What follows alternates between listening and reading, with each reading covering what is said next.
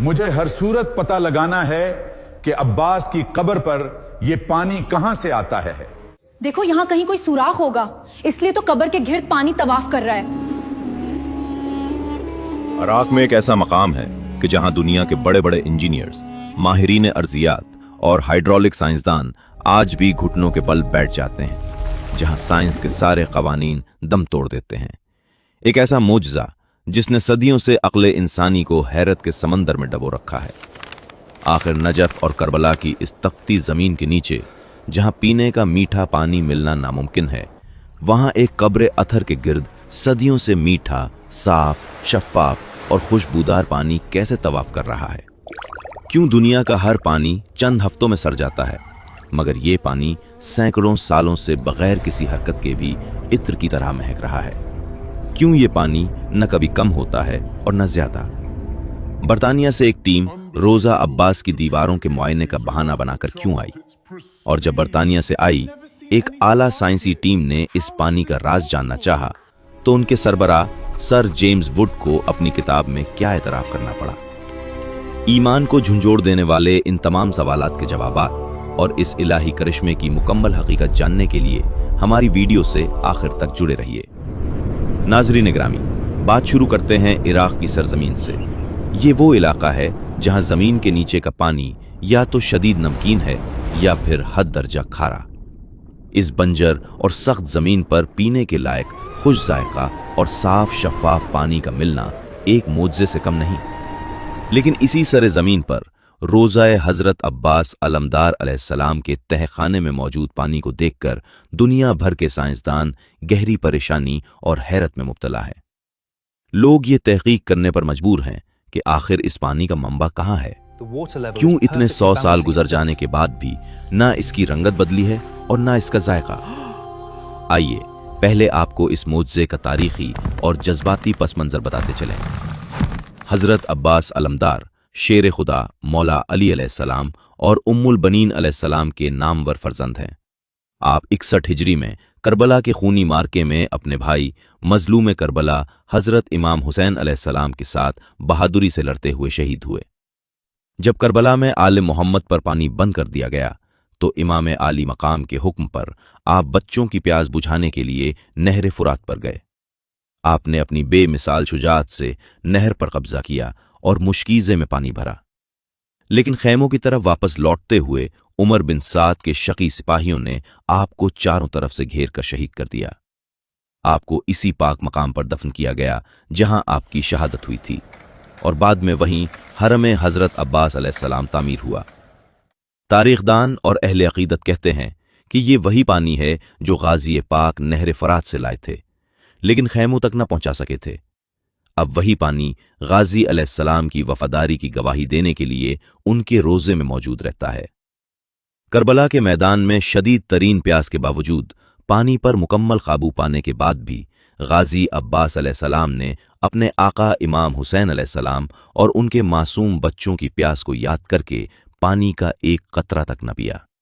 शायद इसीलिए वफादारी की लाज रखने के लिए पानी खुद चलकर गाजी के पास आ गया है और सदियों से उनके कदमों का तवाफ कर रहा है।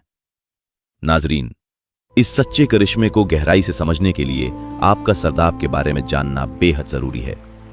रोज़ा मुबारक का वो ज़ेरे ज़मीन हिस्सा जहां हजरत अब्बास अलैहिस्सलाम की हकीकी और असल कब्र मुबारक मौजूद है, इसे सरदाब कहा जाता है। ये सरदाब 7वीं सदी हिजरी में तामीर किया गया था। इसकी दीवारें इंतहाई मोटी, चौड़ी और मजबूत बनाई गई हैं, जिसके अंदर बहुत सी खुफिया गैलरियां और तंग रास्ते मौजूद हैं। सरदाब के तकरीबन दरमियान में जमीन के अंदर लोहे का एक कदीम दरवाजा है। यह दरवाजा इस पुरअसरार रास्ते पर खुलता है जो नीचे गहराई की तरफ जाता है।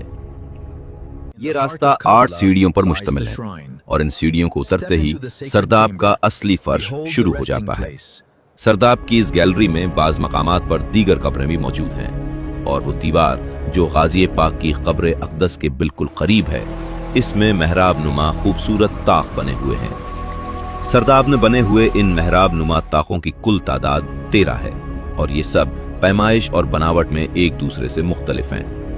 हजरत शेख अलीन अब्बास, जिनकी उम्र अब 76 साल है, وہ گزشتہ 36 سالوں سے حضرت عباس علمدار علیہ السلام کے روضے پر خادم اعلیٰ کے فرائض سر انجام دے رہے ہیں۔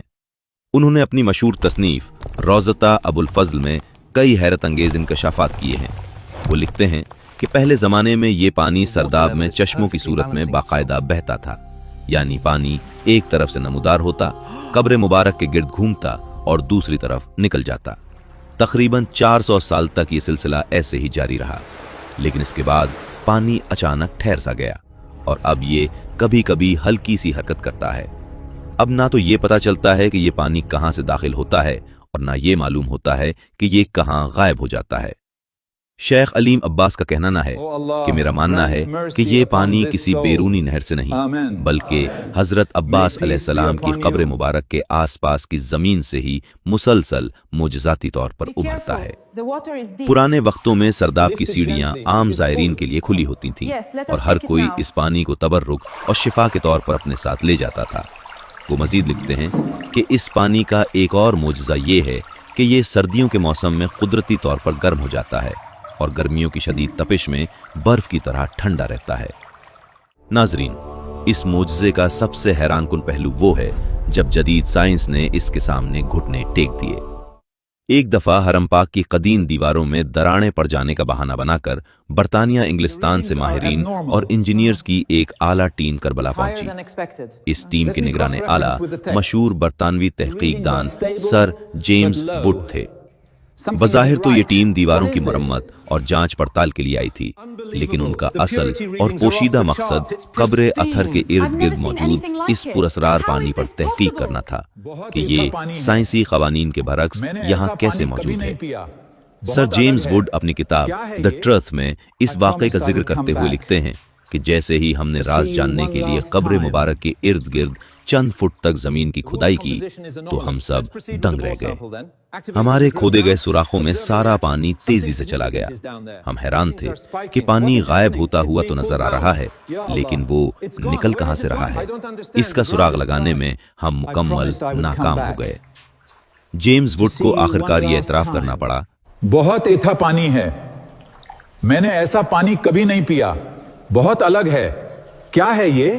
پچھلے 50 سالوں سے یہ پانی اپنی ایک مخصوص سطح پر برقرار ہے جو نہ کبھی 1 انچ کم ہوتی ہے اور نہ ہی زیادہ۔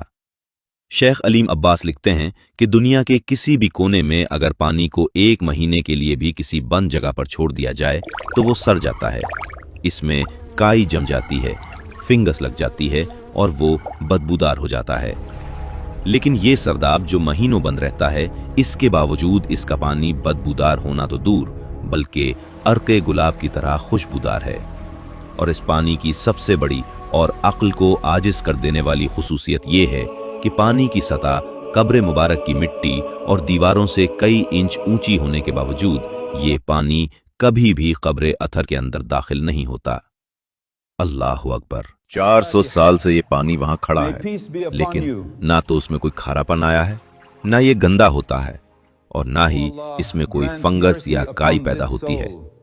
یہ مٹی کی دیواروں کے درمیان ہے مگر مٹی کو گلاتا بھی نہیں۔ سبحان اللہ! یہ سب سننے اور دیکھنے کے بعد بھی کیا کوئی ایسا دل ہو سکتا ہے جو اہل بیت اطہار علیہ السلام کی عظمت اور ان کی حقانیت کا منکر ہو؟ بے شک آل محمد کی پیروی ہی صراط مستقیم ہے اور وہی برحق ہیں۔ اے اللہ پاک، اپنے پیارے حبیب سرور کائنات حضرت محمد مصطفیٰ صلی اللہ علیہ وسلم کے صدقے ہم سب کو حضرت عباس علمدار علیہ السلام کے روضہ مبارک پر اس طواف کرتے ہوئے معجزاتی پانی کی زیارت نصیب فرما، آمین۔ کمنٹ سیکشن میں آمین لکھنا مت بھولیے گا، نہ جانے کس تڑپتے ہوئے دل کی آمین سے ہم سب کی دعائیں قبول ہو جائیں۔